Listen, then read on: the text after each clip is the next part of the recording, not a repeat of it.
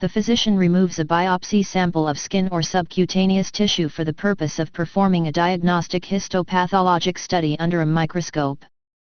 Skin biopsies are reported based on one of three techniques used: tangential, punch, or incisional.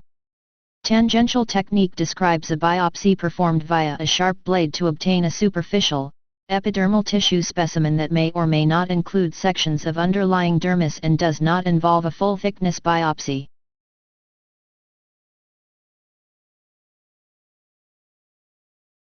Punch technique involves the use of a specific punch tool to obtain a full-thickness, barrel-shaped, or columnar-shaped specimen.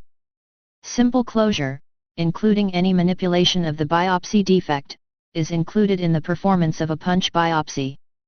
The incisional biopsy technique describes a biopsy utilizing a sharp blade, no punch tool, to obtain a full-thickness specimen via a wedge or vertical incision. This technique type may involve specimens of subcutaneous fat. Closure of an incisional biopsy, other than simple closure, is reported separately.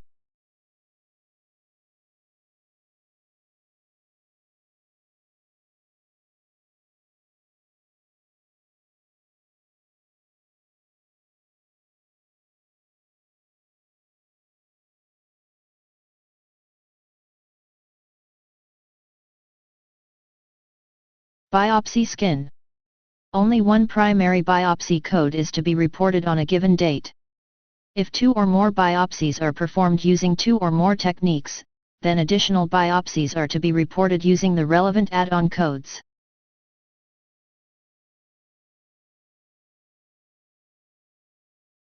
Tangential biopsy of skin, e.g., shave, scoop, saucerize, curette, single lesion.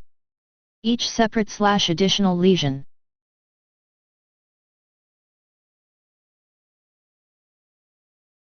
Punch biopsy of skin, including simple closure, when performed, single lesion. Each separate/additional lesion.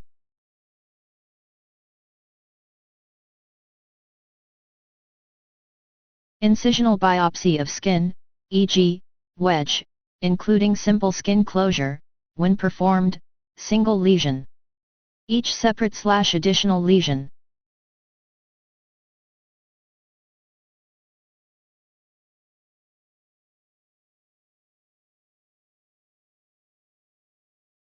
The patient is positioned lying on the side or prone. With proper anesthesia administered, an incision is made over the biopsy area. Dissection is carried down within the superficial soft tissue layers, usually the subcutaneous fat to the uppermost facial layer. For deep biopsy, dissection is taken down deep within the soft tissue, such as into the facial layer or within the muscle.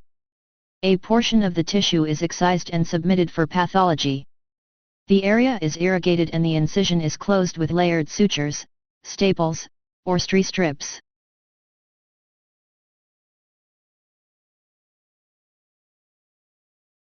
Biopsy, muscle, superficial. Deep. The physician incises the overlying skin and bluntly dissects to the suspect muscle. The muscle tissue is obtained. Bleeding is controlled and the wound is sutured in layers. The needle is withdrawn. No repair is usually necessary.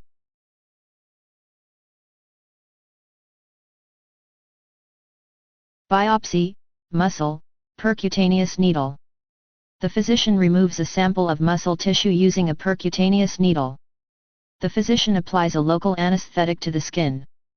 The physician uses a bore needle to pierce the skin, fascia, and muscle, obtaining a sample of muscle tissue.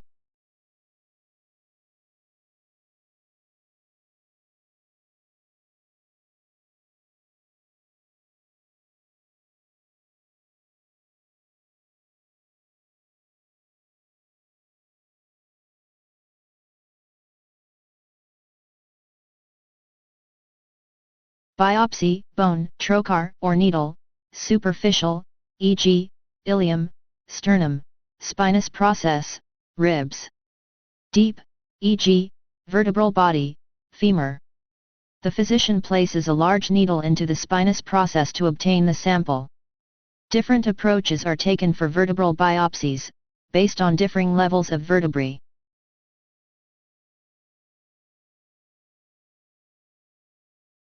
The top 3 cervical vertebrae are approached from a pharyngeal or anterior approach.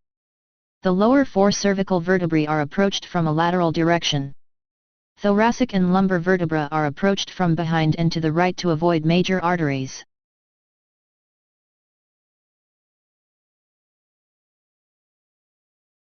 Biopsy, bone, open, superficial, e.g., ilium, sternum, spinous process, ribs, trochanter of femur.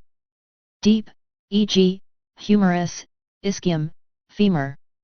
With the patient under general anesthesia, and placed in the appropriate position, the physician makes an incision overlying the biopsy site and carries it down through the tissue to the level of the bone being biopsied. A piece of bone tissue is removed and sent for examination. The wound is sutured closed and the patient is moved to the recovery area.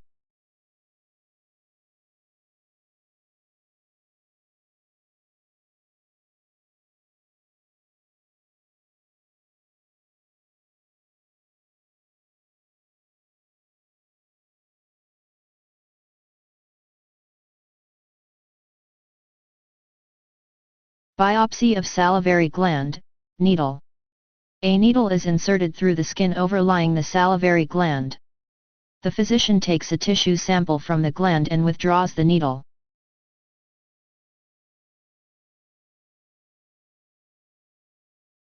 Biopsy of epididymis, needle. Biopsy of testis, needle.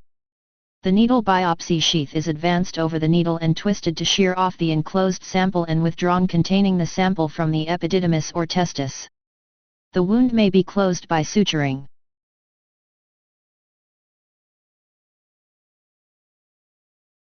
Biopsy of salivary gland, needle.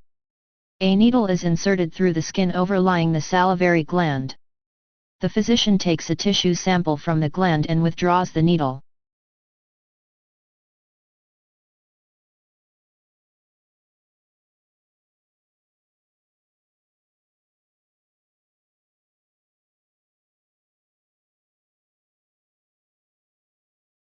Biopsy, pleura, percutaneous needle. Using a pleural biopsy needle, the physician passes the needle over the top of a rib, punctures through the chest tissues between 2 ribs, enters the pleural cavity and slightly punctures the surface of the lung. With the end of the needle in the chest cavity, the physician withdraws a piece of tissue. The needle is withdrawn and the puncture site covered with a bandage. The procedure is often done under radiological guidance to assure more precise placement of the needle.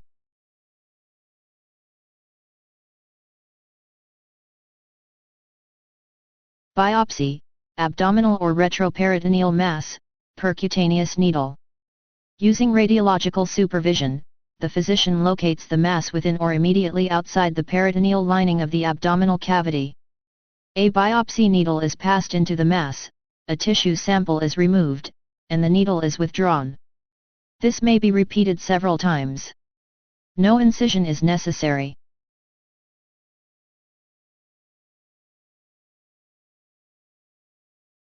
Biopsy of pancreas, percutaneous needle. The physician removes tissue from the pancreas. The physician passes the biopsy needle through the skin of the upper abdomen under CT guidance.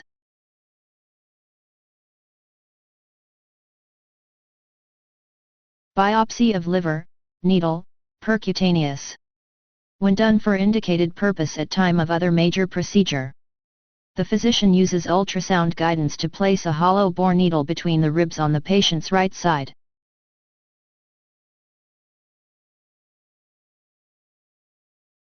Biopsy of spinal cord, percutaneous needle.